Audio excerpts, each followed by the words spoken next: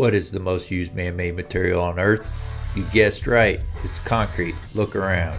It's everywhere. Sidewalks, driveways, foundations, floors you stand on, and even entire buildings are made out of concrete. So why don't we discuss it more? In each episode of Concrete Logic, we will explore one concrete-related topic with the help from industry professionals that are shaping the future of the trade. We'll talk with suppliers, contractors, architects, engineers, specialists, and even some proponents of competing materials about their views of concrete and their vision of its future.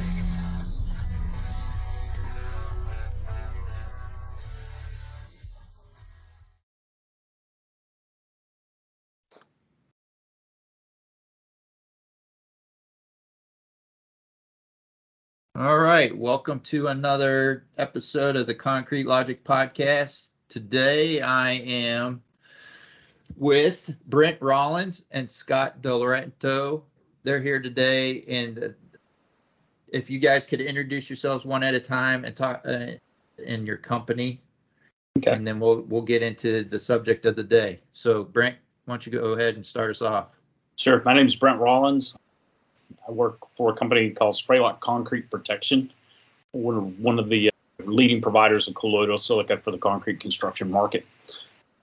I'm VP Business Development, which means that basically I get paid to make friends and develop relationships, and I love doing it. I love helping people, and that's why I'm in the industry that I'm in. Been in the concrete business 30 plus years in some form or fashion. I don't know it all. Nobody knows everything there is to know about concrete, but I've seen a number of things throughout the career that allow me to help others in a more efficient way. So Scott, you're up. I'm Scott DiLoreto. I'm blessed to be a co-worker of Brent's at Spraylock. I'm division sales rep in Texas and other various places across the country. I do stuff in Virginia and Washington and Southern California, all over the place. So, all right. So if you didn't catch what Brent mentioned before, today we're going to talk about colloidal silica and what that is. I didn't know what the heck it was until I talked to these two guys about a week or so ago.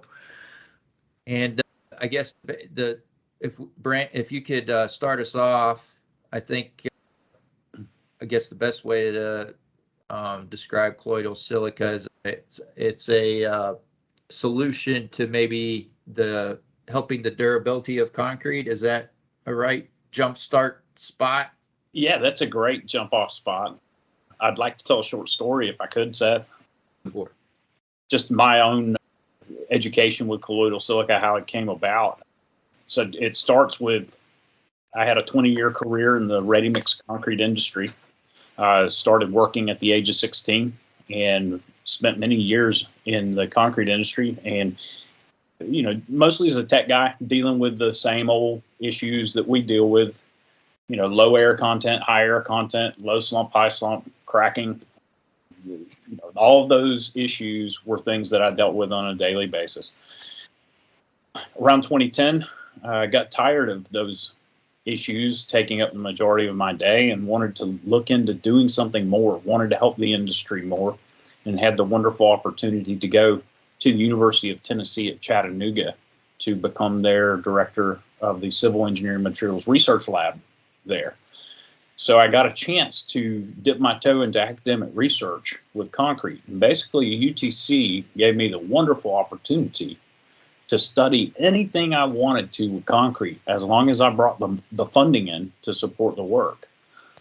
And concrete durability had always been an interest of mine, because I felt like that our concrete structures weren't lasting as long as we wanted them to. And investigation, doing the research, figuring it out, what was going on, I found out that no, our structures are not lasting a long time.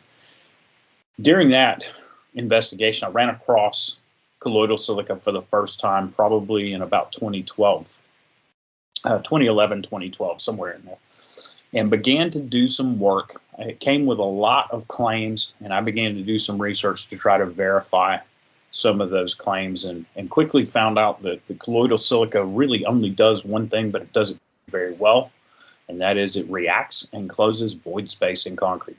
So when it closes up void space, there's a lot of really good things that can happen to concrete when you take care of that void fraction. Number one, if you can shut down the movement of water and the things that water carries into the concrete, then you can greatly extend the life cycle of concrete. So by closing off that permeability, so you can really restrict the movement of things like chlorides, sulfates, nitrates, the other things that like to attack concrete. So from that, I got to do a lot of work on colloidal silica and published a few papers along with some colleagues and got to go around the world defending those papers, places like FIB, Rylam, ACI, other places, and defend the work in front of my peers. And then 2017 got an offer to go back into the private sector to try to make a difference in the real world. Because after all, guess what? Very few people read academic papers other than concrete nerds, you know. So I am a concrete nerd. I'm a self-professed concrete nerd, but at the same time, I needed a broader audience. I wanted to make a difference in the real world. So went back to work in the private sector.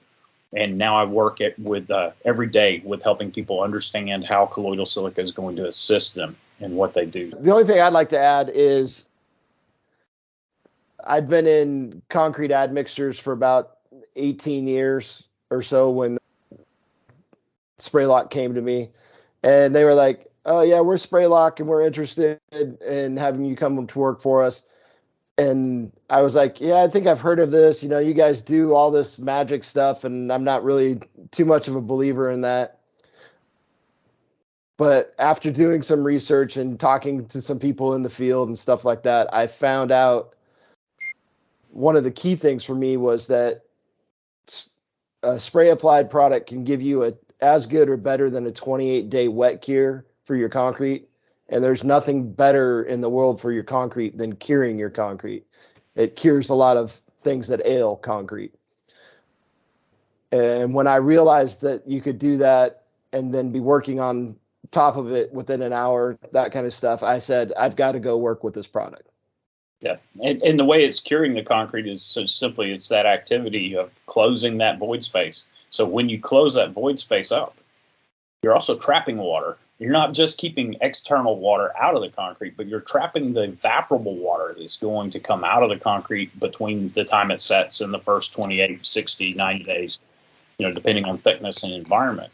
If you can trap that water, hold it in to make it available for continued hydration, then you're talking about a product that absolutely cures concrete better than anything out there, up to, you know, as well as a 28-day moist cure, which nobody does a 28-day moist cure. Very few people.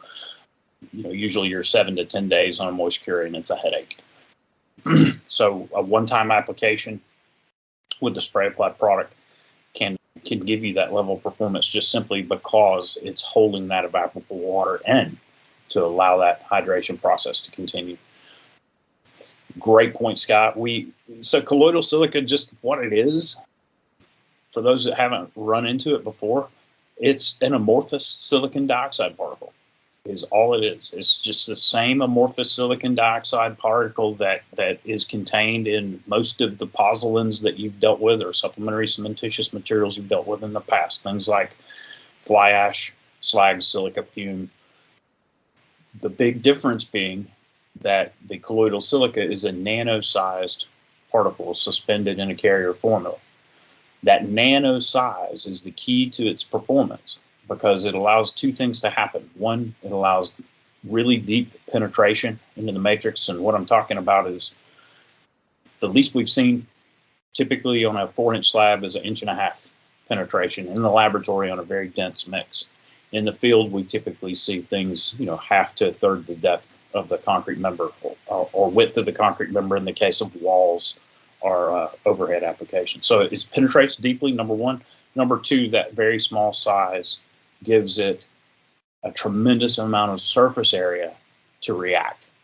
That surface area is really the key to how effective of a pozzolan colloidal silica is, because it's able to produce more reaction product because of that great surface area that it has. So those are the two key points on that small size, and that's really what makes it different. But it's also important to realize that there's a long history of pozzolan use in concrete.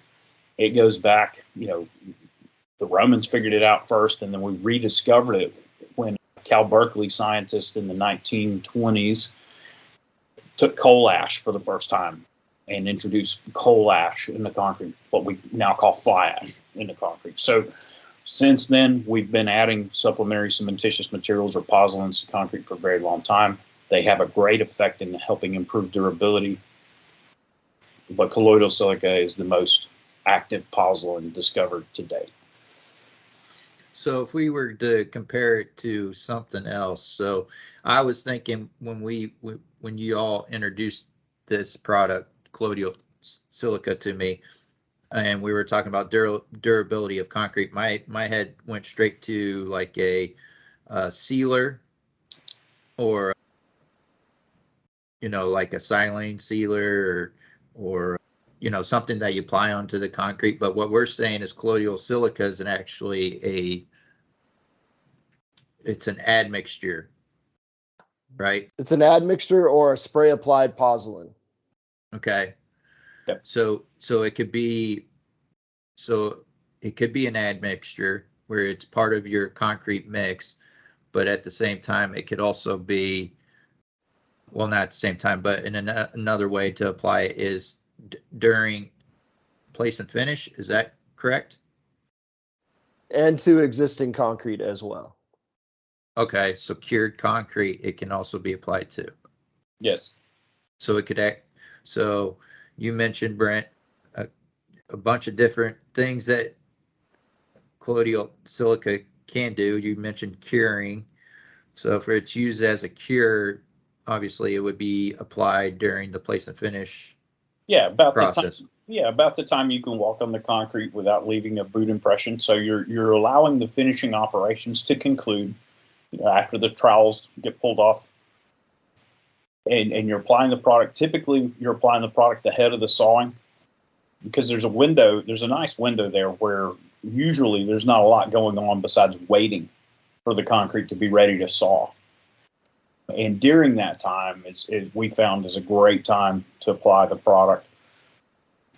It can go on later. It can go on after the sawing operation, but you have to be very careful to make sure that the slurry and stuff from your saws is cleaned up, because you don't want the stuff to react on the surface. You want to allow it to penetrate into the concrete to do its thing.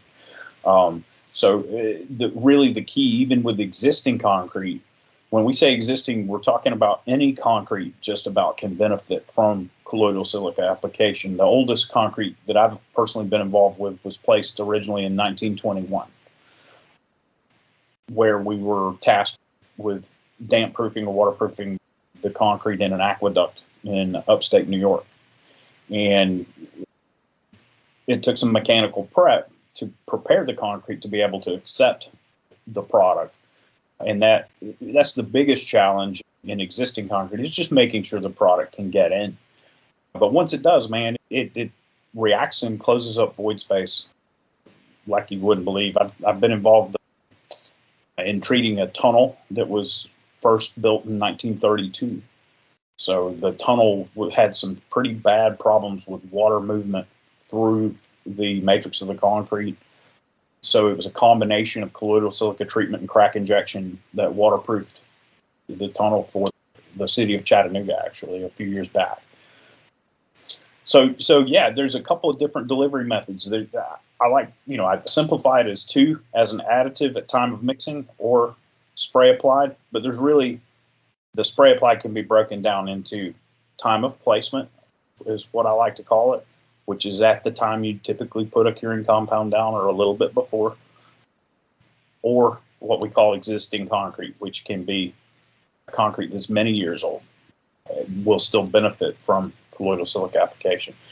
So it's a great product. And for me, I mean, there's a reason I left the university to go back in the private sector. And that was that I believe that this is one of the most important technical advances, if not the most important technical advance I've seen in concrete ever. I mean, I had to be part of it because I believe in the mission of making our concrete structures last longer. That is, in my opinion, the most important sustainability game we can play. When we're talking about environmental concrete practice, yeah, it's great to use recycled content. It's great to use regionally sourced materials, all of those things that LEED wants us to do. Those are all great. But what if we can make our concrete structures last 80 to 120 years instead of 30 to 50 years or 50 to 60? If we can double the life, how important is that to the sustainability question?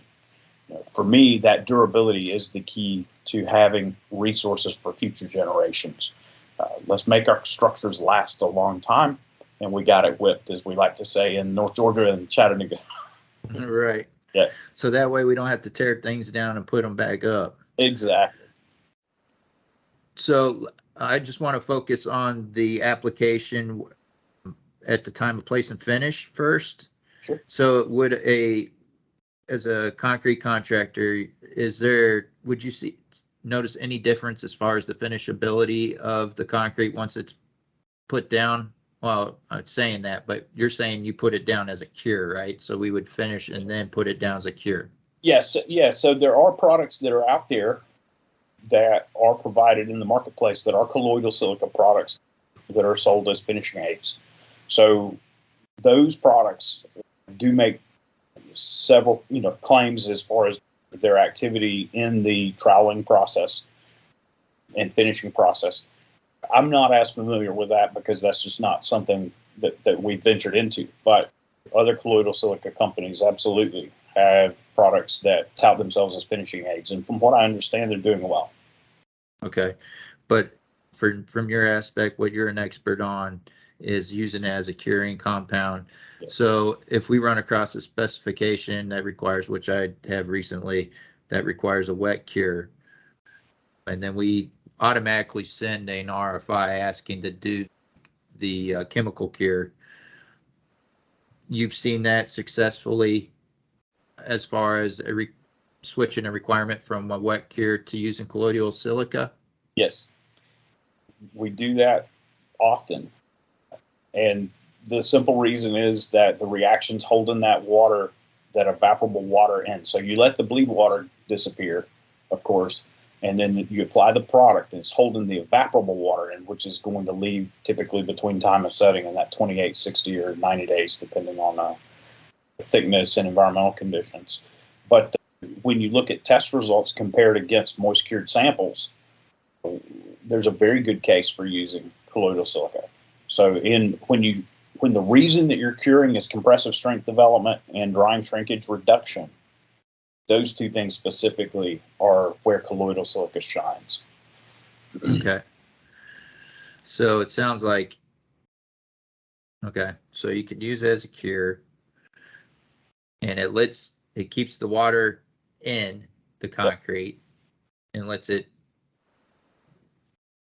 emit like it usually does when it cures, but doesn't let water in, right? It's both ways. So it's holding water in, and it also doesn't let external water get into the concrete and carry those contaminants into the concrete. Yeah. So it's basically a two-way barrier. The reaction product is common to concrete, and it becomes part of the concrete. So I didn't want to get too sciencey here, but you can't remove it. It's not a foreign substance that's in the concrete anymore. Once it goes in, it reacts and changes form. And when you look at colloidal silica treated concrete under a scanning electron microscope, you just see concrete that has had its microstructure refined to the point that the pore structure is very small. So it's still allowing some water vapor movement, but what we have found is that the water vapor movement even is such that no adhesives or flooring or even paints care about that vapor movement. It's so small. Typically, we're seeing below 0.1 perms. So that's a really low level of water vapor movement. Yeah, that was over my head. We need to bring it back to earth. Yes. So Well, put it this way, Spraylock the company is an adhesive manufacturer for flooring. And so adhering things to concrete is what we do and how they got into this product. So it's just simple that way. right, and then there's chemical cures out there that you have to remove before you apply flooring, right? So you're saying if you use a colloidal silica product, you wouldn't have to remove it. Nope. It penetrates, so it's not leaving anything on the surface. So it's penetrating into the concrete, leaving that mechanical key that's at the surface intact to be able to bond things to, like adhesives or leveling courses or whatever. It leaves that key intact, and then the performance is greatly enhanced because you're shutting down that moisture and water vapor movement. Yeah, I was just going to say it's important to remember that also that colloidal silica is not new, even though it is new to many people because many people are just hearing about it for the first time. The earliest concrete that I know of that was treated was like 1978. So it's been around 40 plus years, but now it's finally catching on. And I know of about 500 million square feet of concrete that has been treated with colloidal silica. So it's a mature technology. In ASTM and ACI, we are. I'm a member of several groups that are dealing with colloidal silica at the moment, and that came up in the last ACI convention that we were at in Orlando, where in ACI 241, nanomaterials in concrete is the title of that committee. And in that committee, it was stated, look, colloidal silica is a mature technology. Let's focus on guides and things that help people use it in the field. The lab work's done. And so that's the focus now in those academic and standards bodies, is trying to get more information out on how to actually use it in the field and what to watch out for and those kind of things. But it's certainly a mature technology that people can take advantage of now. It's not a future technology. This is something that's happening, and it's a very important advancement for concrete for sure. Well, that's a common theme on this podcast. Normally talk about things that have been around for decades that folks don't know about or don't use. Yeah. Because we're all, especially right now, we're all in a big hurry just to get things done. Not taking a step back and seeing that there's a better way to do some of these things that we do on every project. So just a couple more things I wanted to talk about applying it on existing concrete. So could you use it as like a waterproof membrane on a retaining wall? Could you use it for something like that? Yeah, so the thing to remember about colloidal silica is that it is a nanoparticle. So it's going to stop moisture and water movement through the matrix of the concrete. It's going to reduce crack chasing because you're sealing sidewalls of cracks and that kind of stuff.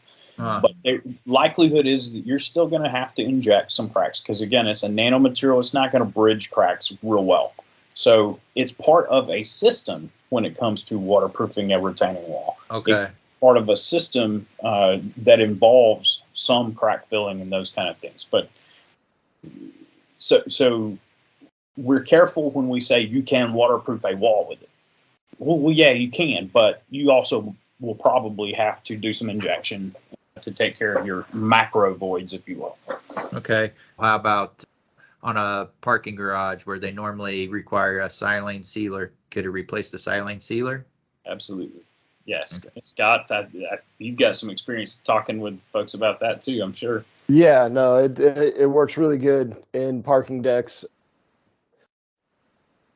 replacing parking deck coatings and stuff like that, and or with certain products, if they want the additional waterproofing type stuff, you can get it on in as little as 14 days after fresh placement of concrete.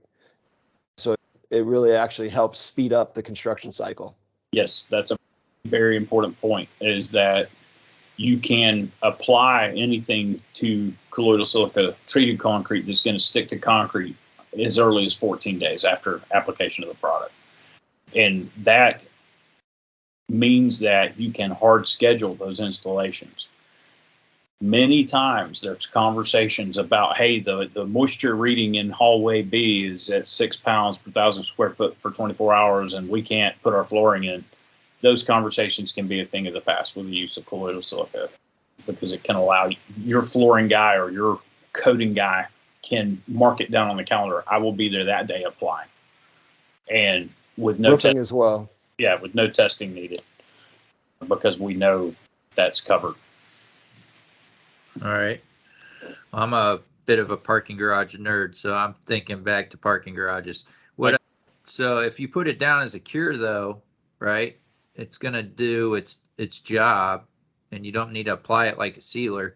Because normally when you build a parking garage, you're doing the gymnastics of figuring out when you're going to put the silane sealer down and then when you're going to put paint stripes down. Yep. So, and then the cleaning involved in both things, and both putting silane sealer down and the paint.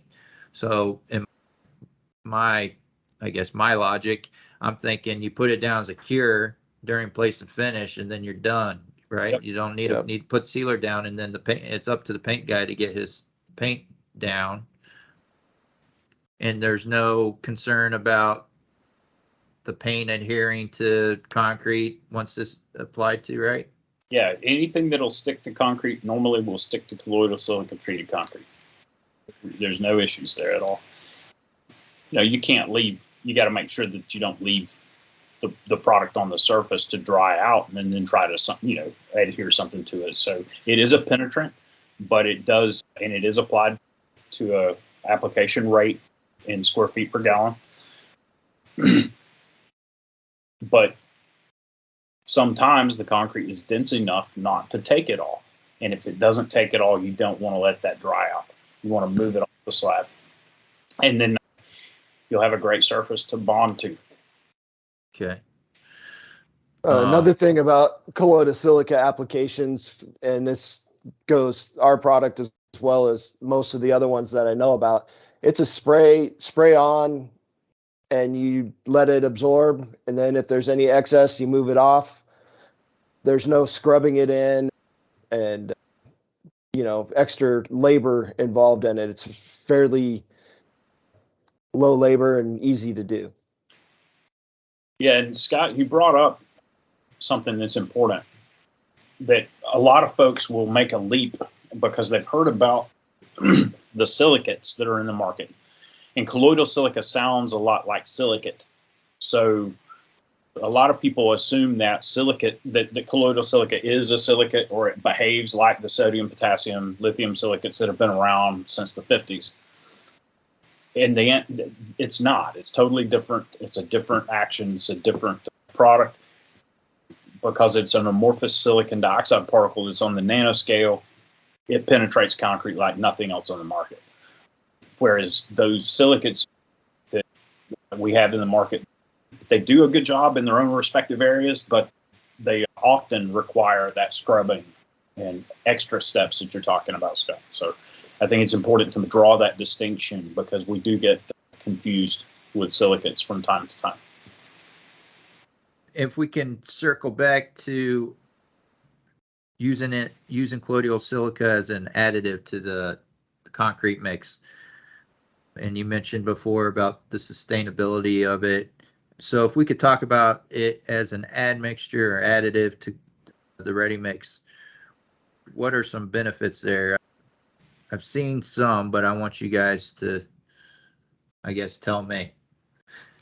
The number one benefit for me, being an ex-concrete guy, ex-ready mix QC guy, is that you can, for durability purposes, if you're using a silica fume, for instance, for added durability, you can replace that silica fume with a certain dose of colloidal silica.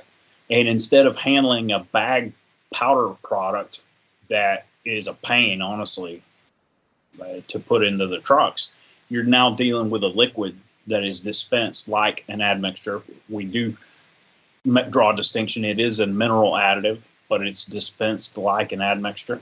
And that just speaks to the safety, the ease of use. I mean, that's a big deal for a lot of concrete companies because they don't want to have an extra guy on the wash rack, ripping bags and putting stuff in. So if you can run it through the admixture pumps, then it's a much, much easier way to get that added durability. So that's one positive thing. On the finish side, I think you'll find that if you use the integral, you get a lot easier finishing. It's available to be used in shotcrete as well, can help reduce rebound and help with compaction. Imagine if you're putting on just billions and billions of little ball bearings in your concrete, nano-sized ball bearings in your concrete. So we see typically things like pump pressure go way down. Workability is improved. Performance is improved because it helps close up the void structure. So not only you're getting a durability improvement by reducing permeability, but you're also getting that fresh concrete workability improvement that a lot of people really love. But it's hard to put numbers on. It's difficult for me to explain to someone, yeah, you're going to see more workability. Well, what does that mean? Does that mean more slump? No, not typically, but it just means less resistance to movement. So your rake guys, your come along guys are going to notice that, hey, this is easier to move. It flows and holds together better. It holds self-consolidating concrete mix, for instance. It's going to hold that SCC mix together like nothing else. I mean, it's a beautiful product. And as far as I saw, is there any truth to it increases compressive strength? Yes.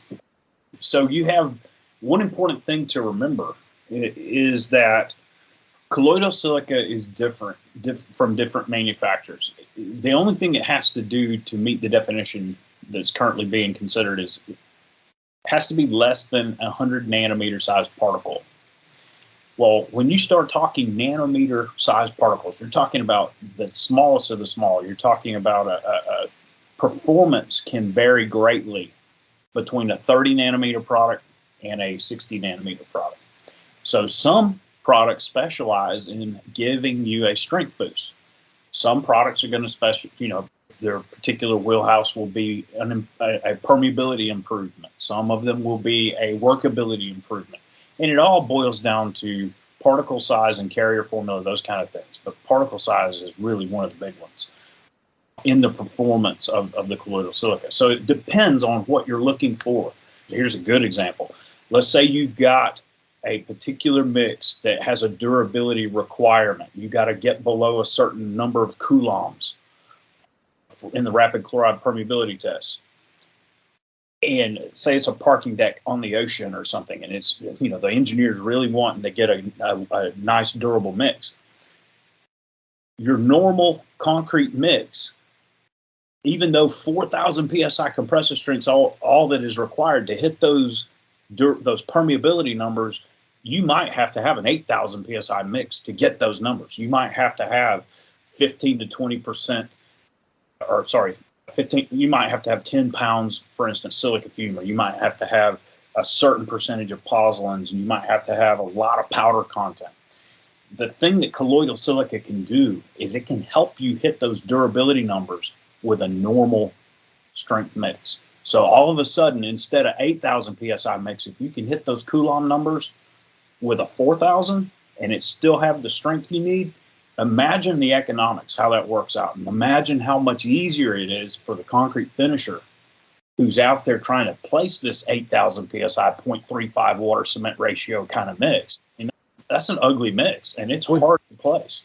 With 3 gallons of CNI in it as an accelerator. So colloidal silica can help reach those permeability numbers, those durability numbers, without adding all that additional powder, which also does what? It shrinks, right? But drying shrinkage. The more powder you got in the concrete, the more it's going to shrink.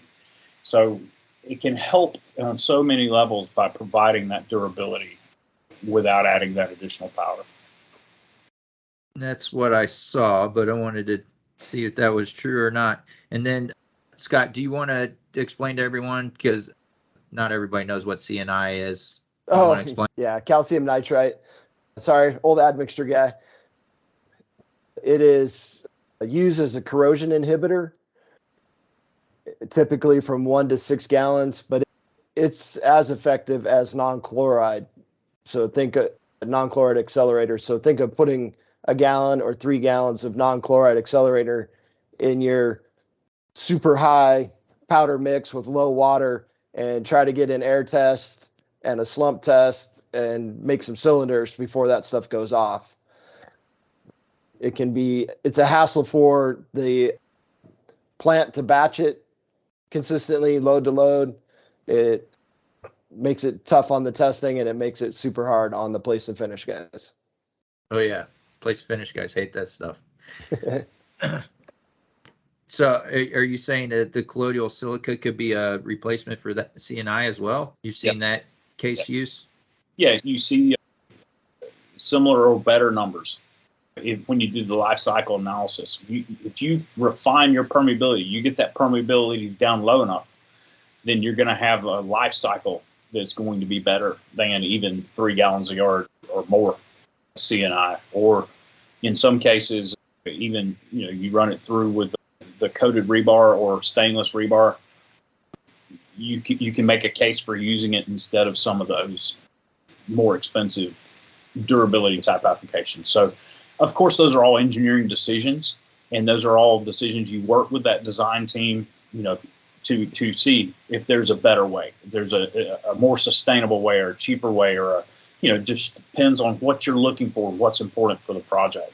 But the answer is yes. In many cases, colloidal silica can be an answer to those durability challenges, if you will. It's not an answer to all, but it's definitely something we need to explore when we're running across those things, because I've been on jobs where you got those mixes where they got the shrinkage admixture, the CNI, all this other chemical stuff, and you're dealing with more chemicals than you are almost concrete, it seems like. Chemicrete. If you could limit the number of admixtures you're going in, if there's like colloidal silica, if you can use that instead of 1 or 2 of those things, definitely think it's a solution. But it's like anything else, it's not the end all silver bullet of things, and I'm sure there's a point where you can only put so much of it in the concrete, and then it becomes detrimental to the mix as well. Is that true as well? Yeah, you have a sweet spot in any mix, and depending on the product, and that sweet spot is going to be where you get the biggest benefit for your strength and durability performance. And your manufacturer, whoever the colloidal silica manufacturer is going to be able to provide information on that particular sweet spot.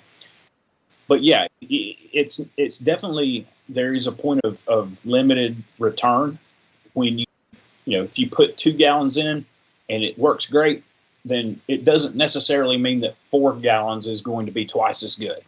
It's like an aggregate gradation in a lot of ways. So if you got too much of one size rock in a concrete mix, then that's going to be an ugly mix. Well, if you got too much of the tiny nanoparticles in a mix, then you might run into a mix that all of a sudden 2 gallons makes it workable, but 4 gallons makes it sticky. Or like you might see with some of the silica fume type mixes where you got such a fine powder, you can go overboard with that stuff, and all of a sudden you can't finish it anymore. You can't, it doesn't want to move around, or it kills slump. You got 2-inch slump loss in between the time the concrete truck gets there and the time it's placed. So yes, there is a point that is too much colloidal silica. We want to be sure that it's in that sweet spot where the fresh and hardened performance is what you're looking for. That's what anything else you put in concrete. So there's a point where it's beneficial, and then there's a cliff that you get to. It's no longer beneficial. But I think that's a great spot to end the discussion today. Brent and Scott, if folks want to reach out to you and learn more about colloidal silica and spray lock, Brent, how should they get a hold of you? Yeah, so email or cell phone number, either one. I'll answer my cell phone as long as I'm not sleeping. So Yeah, so that's AB Rollins at spraylock.com. Cell phone number is 423-593-6674. Get a hold of me anytime or hit me up on LinkedIn. LinkedIn is a great way to introduce yourself. Scott? Same here. LinkedIn is a great way to get to me. My email is sdiloreto@spraylock.com. And my cell phone number is 253-365-4437. And if you want to go to our website, it's Yep. So hopefully some folks will check it out next time they run across a challenge like we discussed today. And sorry we didn't get to talk about Atlanta Braves or college football. Maybe next time. Go Dogs. All right. Thanks for the opportunity, Seth. Yeah, thank you for coming on, and we'll have to do it again. Yep. And that concludes another episode of the Concrete Logic Podcast. I hope you got some value out of that episode and learned a thing or two. If you did, visit our website, concretelogicpodcast.com. Click on the Show Support tab and learn how you could be listed as a producer of an episode. Again, that's concretelogicpodcast.com. Click on Show Support tab to learn how you can support the show. And as always, Mike Dunton will take us out. Ring,